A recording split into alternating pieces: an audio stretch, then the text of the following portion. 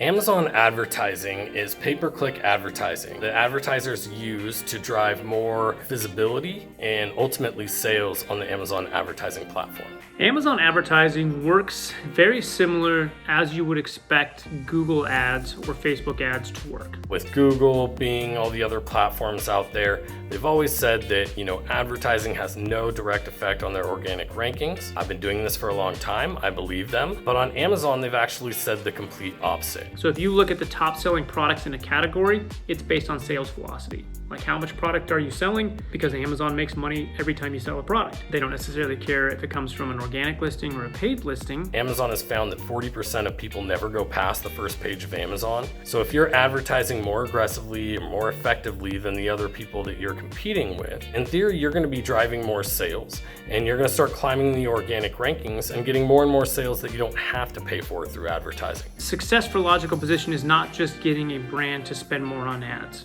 It is getting a brand to succeed on Amazon. A lot of the strategies and tactics that we've honed in on other platforms actually work even better when we carry them over into Amazon. We build hyper granular accounts. We try and split things out as much as possible with the intent of creating more levers.